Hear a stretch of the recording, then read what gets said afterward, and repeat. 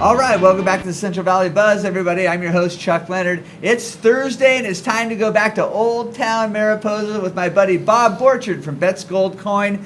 Bob, how are you? Absolutely awesome. By the way, I forgot. I was going to bring it down. We're talking Cowboys today, so I had a bolo tie. Pink and purple ties just don't really fit this show theme. But I thought you wouldn't wear it, so why waste my time? But well, I'd love to wear a bolo tie. Maybe I will if I go up to the big thing you guys are having at the fairgrounds this weekend. Who'd you bring with you today, Bob? Well, I brought Andy Harmon. Andy, how are you? Good. How are you? Thanks for coming on the Buzz. Now, tell me what you guys got going on. Well, for the last few months, I've been throwing a lot of bull on this show. And I think it's been for a lot longer than just a few months. Well, let's say I brought it to a whole new art form, being associated with you. And today I thought, let's talk about this weekend and a real bull riding event. Bull riding, not throwing them, okay? And, bull riding event going on up in Mariposa. But we have a school. I think I've used this analogy before. You know how a young girl goes to piano lessons and then she has a recital? Well, we have a bull riding recital. Not just for the riders, but for the bulls. So this isn't a regular rodeo. This is students? This is a regular rodeo, but it's a whole different show. And, well, Andy, can you explain what's going on here? Yeah, so what this is it's a bucking bull competition. So it's designed to kind of encourage these bulls as the guys train them from babies, from 2-year-olds all the way on up to 5, 6, 7-year-old bulls. We give them a venue in order to get their bulls out there and showcase them and see how well they do under pressure. So the young bulls we have will buck with a dummy. It's just a remote controlled box, sits on their back. They only buck for 4 seconds. Then the little 3-year-old bulls will buck for 6 seconds with the dummy. Then they get into 4 and 5-year-old bulls. That's where we have riders that get on them. Well, so this is a rodeo, a recital, so to speak, for the bulls, not for the riders. The riders are kind of secondary in the whole thing. They are important to the whole event, but the riding aspect of they're there to showcase the bulls. So they want riders that are going to do their best to ride these bulls because they're the real deal. It's not just they're not out here. These aren't practice bulls. These contractors are spending a lot of money to enter this, so you're not going to want to waste your money. Now, what's a bull worth? Who's raising these bulls? It's you'd be surprised the amount of people around, even just the Fresno area, that raise bucking bulls. There's probably 6 or 7 different people just around there that raise top-notch bucking bulls in the country, around in just this area. So, and it's really easy to get into. There's a lot of places that you can just go buy half interest in a bull. You can go buy the bull outright. You can take them to places to train. And you're buying half interest in a bull. Does the bull make them money? Yeah. How does the bull make the money? Well, like in these competitions, for instance, this competition, they're entering the event. So let's say a 4-year-old bull is spending about $450 to enter. Now, 80% of that goes back to the jackpot. So now you have a bunch of guys. I think we have I don't even remember how many bulls we have entered in the 4-year-old classes, but let's say you have 20 bulls entered. Okay. So out of that $450, 80% goes back to it. So you have that 80% going back to the pot. Okay. And then you win money that way. And what are they looking for a winner in the bulls? What do they do? 8 seconds. Well, the judges are basically looking at how hard this bull bucks, how high they jump, how high they kick, how hard when they turn back, how fast they turn back, just their overall intensity. All the things that make it more tough for the rider. Exactly. Wow. Exactly. Wow. Now, do you ride yourself? Not anymore. No. But you did. Yeah, I did for a while. And how does one get into this sport? It's not a sport for babies. I'll tell you what. There's a lot of bumps and bruises. It's terrifying. It is, and that's why you do it. Why do you climb mountains? Because they're there. Well, Thursday night you and I can go ride a bull. I had no idea that this was in Fresno, just north of Woodward Park. Tell me what goes on there. Well, on Thursday nights, we have practice, which is a mixture for guys wanting to start riding bulls. We have beginner bulls there and all the way through the advanced PBR status bulls. And it's also a venue for the riders to come practice, as well as for us to buck the bulls out. Mm-hmm. Because if you just let them sit in a pen, Do they stop bucking? they get If you rusty. stop using it, you stop. Right? Use it or lose it. I mean, you got to keep them fresh. You got to keep them exercised. You got to feed them right. You put a lot of time and energy into it. Now, what makes them a bronking bull? Is it a certain kind of bull, or is it just an ornery one? What?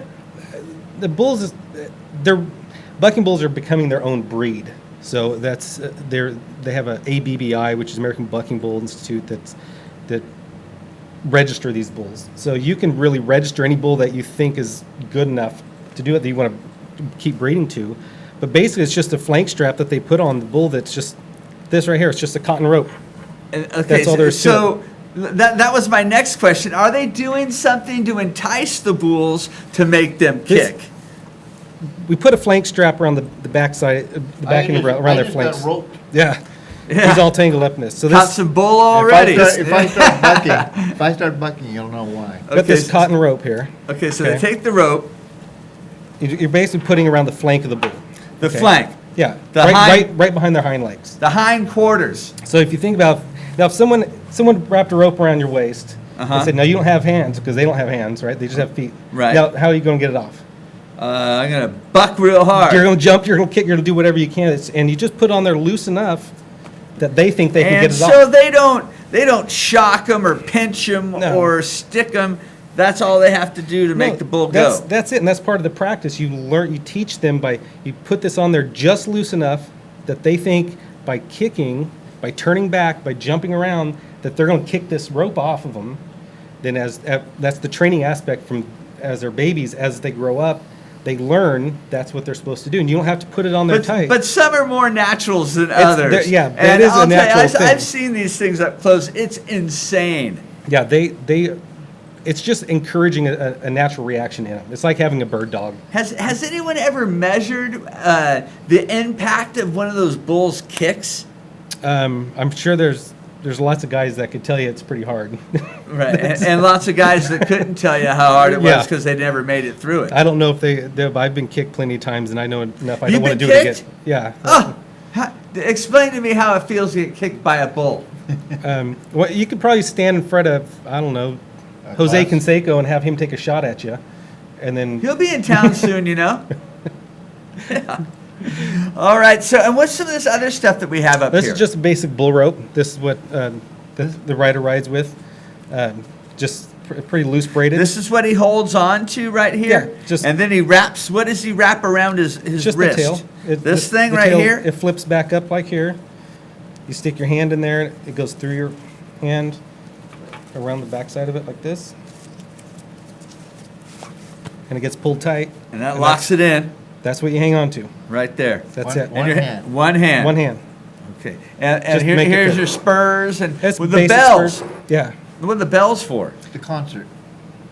Add mood music. Actually, the bells are for. They actually help when the rider comes off. It actually drags the rope off the bull, so it's just not stuck onto him, and you don't have to chase it with the back pins. Okay, fair It kind of flops around a little bit. Maybe kind of agitates the bull somewhat. I don't know if I've never seen a bull really get agitated at him, but it still pulls your bull rope free once you're. So that's going. This is all going down this weekend in Mariposa Yeah, this at Saturday. the fairgrounds, and I got to say, I've never seen a city or town that uses their fairgrounds like you guys do. It's just amazing what you guys do with that fairgrounds. Well, it's a year-round event center, and it's not just for events like the rodeos and the bucking bulls, and we have car races. We have roping there but of course it's a social center as well.